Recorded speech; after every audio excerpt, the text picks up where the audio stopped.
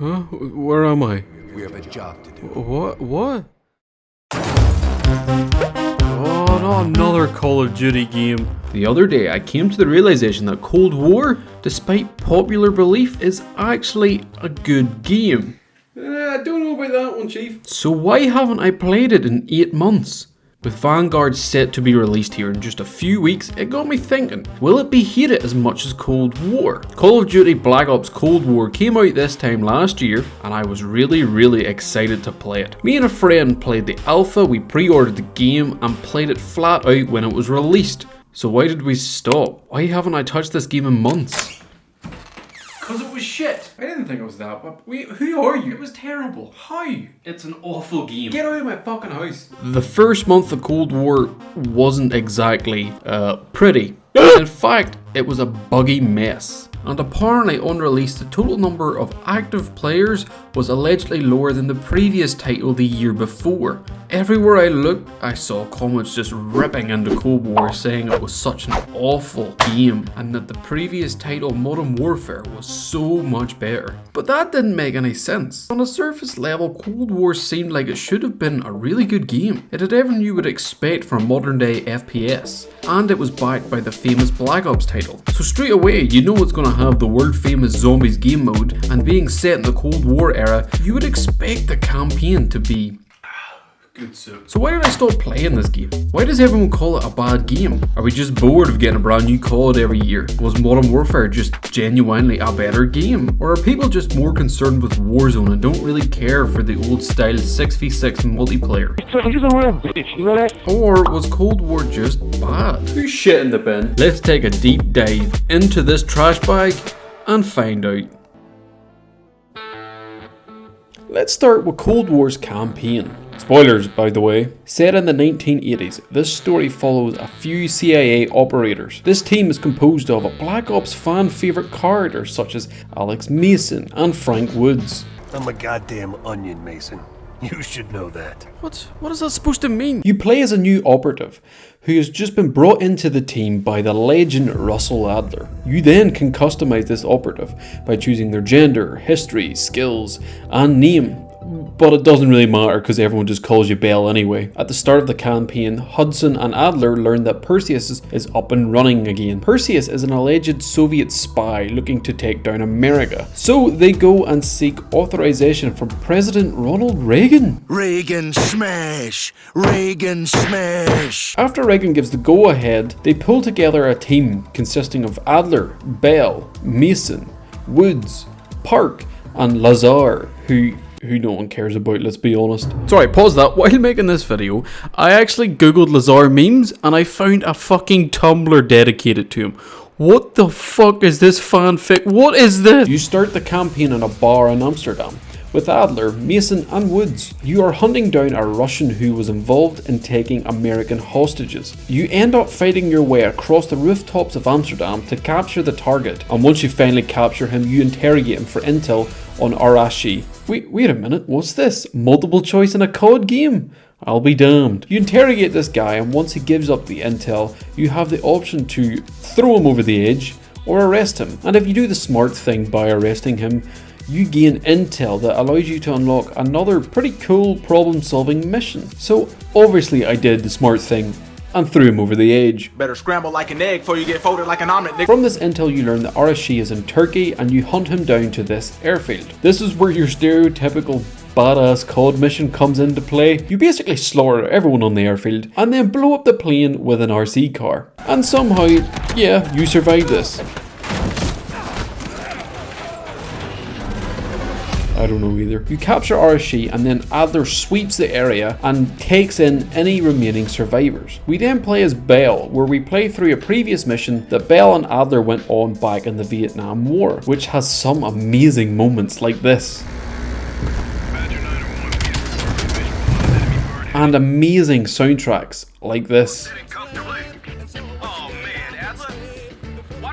We then cut back to present day where Park, Lazar, Adler and Bell are infiltrating East Berlin to neutralize and gain intel from Volkov. Volkov heads the Russian mob, and neutralizing him will be a huge advantage to the Americans. Once you sneak through Berlin to the meeting point in the bar, Volkov is tipped off that there's a spy in the area, and the police begin searching everyone and escort him out. You then sneak out the back to regroup with Park. And honestly, this is where this mission gets amazing. You can either stealth your way across the town or go guns blazing. I chose the stealth option, and I actually don't remember the last time I had to think this hard while playing a COD game. Once you regroup with Park outside of Volkov's apartment, you then sneak in to put a tracker in his briefcase. Here is where you learn that Perseus has a nuke. Then bam, you get captured and are escorted to a warehouse. But don't worry about it. You're a Call of Duty protagonist.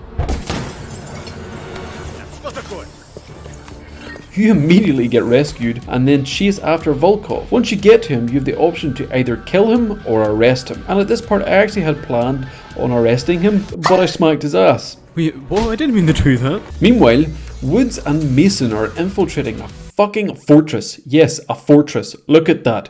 How do two men with nothing but two guns and some corny ass one-liners break into a place like this and live? However, I will forgive all of this because we got this amazing line of dialogue. In a military testing facility? Basically, in this mission, Woods and Mason break into this fortress, kill everyone, and learn that Perseus has an American-made nuke that was stolen from Project Greenlight. And apparently Hudson knew all along, the bastard. This then leads to a pissing contest between all the lads, where we learn that Project Greenlight is where America planted American-made nukes in most major cities across Europe to prevent a Soviet attack. We also learn that Russell is a badass in this. Careful, Hudson. Next time, I might not stop Woods. Adler needs to know what Perseus is planning to do with the nuke, so Woods and Mason head to a Russian snow base to steal the mainframe in the hope to learn his plan. I really like this mission because it's filled with Black Ops 1 nostalgia. Between the summit looking map, Mason and Woods' banter, and the numbers Mason sees upon inspecting this crossbow bolt, yet again giving us another really cool mission. After stealing and analysing the mainframe, we learn that Perseus was looking for a bunch of KGB sleeper agents throughout America, and the only way we can find out the names of these agents is to break into KGB headquarters. Yeah, that's right. Two guys, one mole, break into the KGB headquarters, steal their intel, and walk out alive. But yet again, I will excuse this because this is the coolest fuck mission. You start this mission as the KGB mole Belikov. You need to get Adler and Bell a key card to the bunker so that they can retrieve the sleeper agents' names from the desktop. But the cool thing is that you have multiple options of how you can obtain this key card.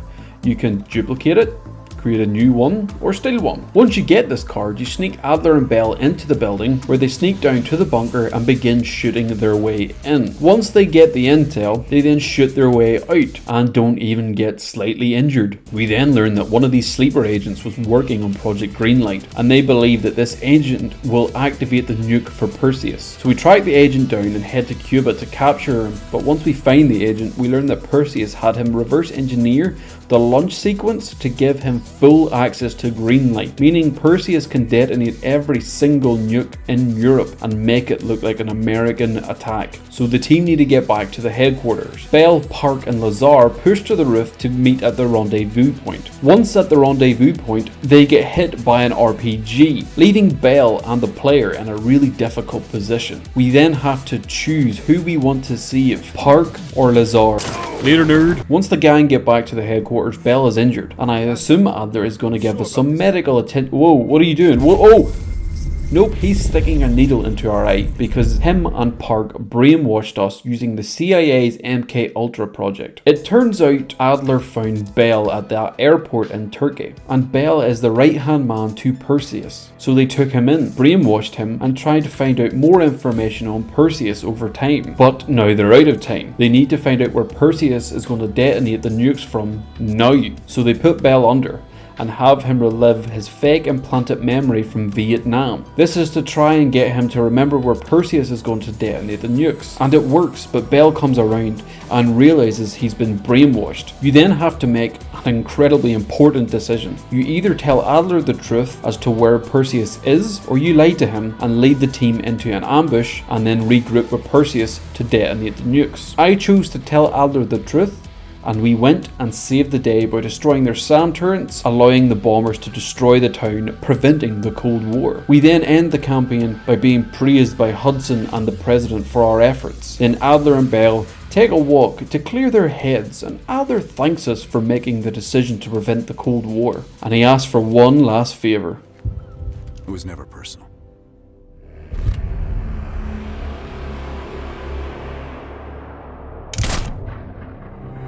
And that was the Call of Duty Cold War campaign. I want to start this by saying I fucking loved the campaign. I loved every aspect of it, and I have very few bad things to actually say about it. While playing this game, I went through and made a list of everything I liked, and to record this segment, I had to shorten it. Yeah, this game, like a lot of Black Ops games, has a very distinct feel to it. From the 80s haircuts, to the charismatic characters, to the cinematic cutscenes, to the in-depth story, and to the perfect soundtrack. This campaign just felt complete. There was a consistent tone throughout the entire campaign. It was a game about espionage in the 80s, with a serious but quirky tone, and a bunch of corny lines scattered throughout it. Not a fucking word, Bell. And that's why I loved it. Adler, yep, he gets his own category. Adler is sick. He's probably the only character from recent Call of Duty titles that I have found memorable. A lot of other Call of Duties often depend on pre-established characters to make an impact in their campaign, but not Adler. Adler is a brand new character in the franchise, and one I will not forget anytime soon. Unlike Lazar. What is this? Multiple choice. The option to choose how you react to a mission or how you play a mission out makes the game far more interesting. I recently played Modern Warfare 2 and I found it very easy to switch off and not feel involved in a story where you literally don't have a choice in how it plays out. Like, come on man, just let me throw a guy off a cliff every now and then. Corny dialogue. I know COD is notorious for that action hero-esque sort of main protagonists, but this game went a bit far, in a good way. The corny one-liners in this campaign made me laugh a lot. Like, Mason came off with some random ass lines, and I laughed. In a good way. It made the campaign more enjoyable. It was almost like it was like poking fun at itself with some of the lines that were wrote, and I don't know, I found it quite enjoyable. Attention to detail. There was a few minuscule things that I noticed while playing this campaign that made it better. Like, for example, while back at headquarters, Adler sometimes acts a bit suspicious of Bell, and once you complete the game, you now know why. You could walk around HQ and actively see Adler staring at you, like he doesn't trust you, and I thought that was pretty cool. In the headquarters again, on the TV, you can actually watch a football game that aired around the time this game was set. As well as that, whenever you inspect this crossbow bolt, you got to see the numbers that Mason saw back in Black Ops 1. Little things like this just make the game better. On the second to last mission, whenever you're going through that fake Vietnam scenario, if you don't listen to Adler, he makes some pretty snarky funny comments. A lab? That doesn't sound right. And if you go to the full extreme and go off in a completely different direction into this cave, you will shit yourself. Why is... Sims, this is scenario 17. Oh! Whoa, it's dark down here. Hey, what was that? What the... Oh, Jesus Christ! And everything I just listed is just a few of the things that I thought made Cold War's campaign fucking fantastic. So what didn't I like about it? Gonna be honest, not much. I guessed Adler's hair physics kind of pissed me off, to be honest. I have everything.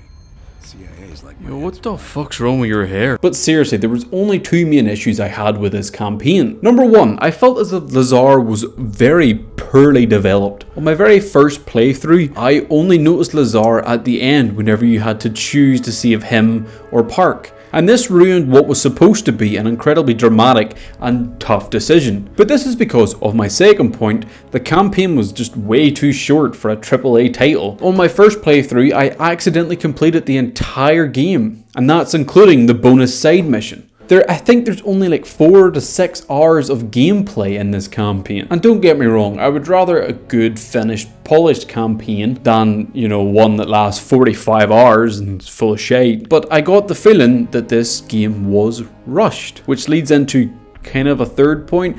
Whenever the game was released, it was a buggy mess. I got away with it because I was on a pretty good computer, but people on consoles couldn't even watch the cutscenes because they were lagging so far behind. The game crashed at any opportunity. Between the immense amount of bugs and the incredibly short campaign, this game was rushed. It's almost like they just pushed the game out the door to meet that yearly deadline that they have set for themselves. More on that later. These minuscule things would have definitely put a bad taste in players' mouths, and it would then lead on to tarnish the game's image for the remainder of its life cycle. But all in all, the campaign, yes, it was short, but it was very good. And in my opinion, it's definitely one of the better Call of Duty campaigns that we've received in quite a while. But what about the zombies game mode?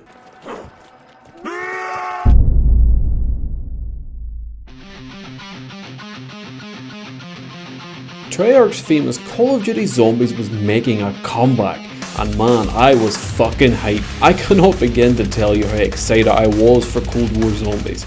I spent months replaying all the older Call of Duty Zombies maps from World at War, Black Ops, Black Ops 2 and Black Ops 3. I spent hours watching zombie YouTubers like Mr. T Lexify. And I followed every single screenshot, trailer and leak about Cold War Zombies. And to be honest, this game mode lived up to expectations. For me, Cold War Zombies is a top 3 zombies game. It introduced new mechanics such as intel, exfils, armor, weapon rarities, kill streaks and salvage. It also revamped the perk and pack-a-punch systems. It made unlocking pack-a-punch and doing the Easter eggs a lot easier for new players. And with the new COD engine, killing zombies has never been as satisfying. Oh yeah. And to put a cherry on top of all this excellence, Die Machine was a perfect first map. At the heart of the map, you had a fan favourite zombies map, Nectar and Toten. The map was amazing looking and it was terrifying in places. It came with a variety of new zombie types and a new wonder weapon. So, like the campaign, this was another fantastic mode. Oh yeah, then why don't you play the game anymore? Oh great, you again. Well, this strange handsome man is sadly correct. I don't really play this game at all anymore despite thinking so highly of it, and I'm not even 100% sure why I don't play it. I think for me the hype died down pretty soon after the game was released. I remember playing Die Machine every day. I done the Easter egg, I went for high rounds, I tried different strategies, different weapons, and come Christmas time I was just bored. And at this time there was only one map out, and the second map wasn't even coming until February, 3 months later. And on top of that, the second map was Fireplace Z, which in my opinion was kind of shite compared to the other ones. I think the lack of content being added around the time I was playing the game, paired with the fact none of my friends really played it that much, ended up being the reason why I sort of stopped playing it. Hell, even a lot of YouTubers I watched stopped uploading zombies after about a month of it being out, and this was despite them sharing the same opinion I do. Or maybe I'm just an old fanny now. Maybe I just don't find a game mode like this as enjoyable as I did when I was 12. I don't know, but I do know that this is my favourite version of Call of Duty Treyarch Zombies in a long time. While making this video, I actually got some time to play some of the maps I missed out on, and they were all really fun to play. Hell, even Firebase Z wasn't that bad. From the new game mechanics to the beautifully designed maps, Cold War Zombies was nothing short of brilliant. But now the multiplayer, Jesus, that's a different story. Now, I am not a fan of Cold War multiplayer, and a lot of people aren't. When the multiplayer was released, it disappointed me a lot. It felt like I was just playing a beta of a game because there was no content on release. There was like 4 to 6 6v6 maps, and even then, majority of them were just shortened versions of the 3 large-scale maps. The game launched with less guns than Modern Warfare 2 did, a 13-year-old game. They didn't even have all the standard Call of Duty multiplayer game modes, like it took them months to add things like One in the Chamber. And yes, I know they were adding content with every season, But you have to remember, I and many other people paid £50 for this game, and this £50 purchase could barely hold my attention. And that's not even mentioning all the bugs that came with this purchase. Like, why would I play this Cold War multiplayer over the previous title, Modern Warfare? For example, I have 2 cups of coffee. Both cost £5. For example, one's full to the brim, whereas the other is only slightly full. Which one would you rather have? The one that's filled to the brim, or the one that's not? I would probably take the cup of coffee that's full. Ah, but what if I promise to fill this one up over time? What? I would still take the cup that's full. But come on, you're getting free coffee over time. But I'm not, because they both cost the same amount. One just has more to drink right now. You see how dumb that sounds? This is going to be the next loot box scandal. This whole farce of releasing content with every season pass, it's a bit of a joke. Like, I get it, releasing content throughout a game's life cycle is pretty good, but whenever the game releases with no content to begin with and you pay for this, it's a bit of a joke. If you want this system to work, you should have a finished product and then build on top of it. You shouldn't have an unfinished product and then proceed to finish it and claim it's extra content. In case you couldn't tell, I was kind of annoyed whenever Cold War launched. I kind of denied it, but it really annoyed me that I had spent full price on a £50 game that wasn't finished, that was riddled with bugs and glitches, and this game was a AAA title backed by $1 billion company. That's a joke. Currently, 1 year after the game has been released, the multiplayer is a lot better than it initially was. But I still didn't really enjoy it. The maps are all kind of forgettable. They added a couple new cool ones, I must admit, but the ones the game launched with were really shit. I'm talking about you, Miami. Not Miami. On top of that, I didn't mind the Cold War engine, but I absolutely hated the sliding mechanic. People would slide at 200 miles per hour, making it absolutely impossible to track them. Hold on, what was that? Fast as fuck, boy. And I don't want to be that guy complaining about skill-based matchmaking, because skill-based matchmaking, when implemented correctly, can be an amazing thing, and I think most modern day games should have it. But Cold War's skill-based matchmaking is atrocious. I believe it's done in real time, so based off your performance, every game will depend on who you get matched up against. I'm really sick of going like 40-2 one game, and then for the next 5 games I get absolutely fucking butt fucked. It really makes you not want to play this mode. So for me, when the multiplayer was released, I was incredibly disappointed. It is a lot better now, but I still think there's a few problems with it. I do believe Cold War is overhated. It had an amazing campaign, it had an amazing zombies mode, and an okay multiplayer. Maybe? No, but seriously, if the multiplayer was released how it is now, back in November, Cold War would have been a very good game. But no, the poor developers who made this game got pushed into the project last minute at the beginning of last year. Not only that, they had to then develop a game in a couple months during a pandemic. This is why there was so many bugs on release and such a lack of content. I should not be spending £50 for an unfinished product that I then have to bug test.